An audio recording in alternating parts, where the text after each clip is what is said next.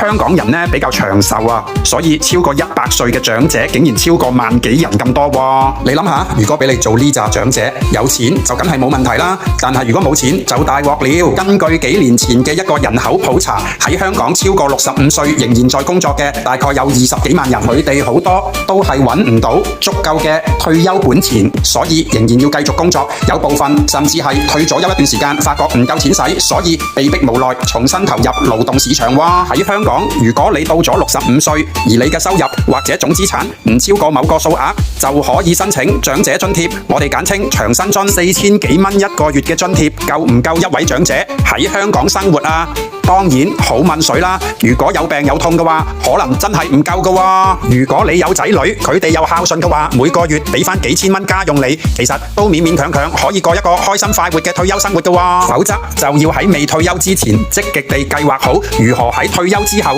仍然可以享受一啲被動收入。隨住大灣區嘅生活質素越嚟越好，喺香港好多40幾歲嘅人士呢幾年都喺香港積極地部署咗一啲資產嘅配置，以便佢哋去到60幾歲就可以有一份被動收入。如果佢哋仲可以申請埋長者津貼嘅話，佢哋每個月就可以有大概萬零蚊被動收入，就有權選擇是否可以喺大灣區安享退休生活。沿用咗香港保險領域裏面一啲比較高回報嘅長期儲蓄產品，再加上如果可以合資格地申請香港長者津貼嘅話，用呢兩份被動收入喺大灣區過退休生活將會係未來嘅大趨勢。相比之下，如果你想喺香港過一個比較安逸嘅退休生活，你手頭上冇返500零萬現金，其實真係不容許過分樂觀喎。對於我以上分享嘅呢個香港人退休嘅大趨勢，你亦有同感嗎？如果你10幾年之後先會退休嘅話，你會考慮喺香港積極地部署一啲資產配置，以便你退休之後可以喺大灣區生活，享受一啲被動收入嗎？留言區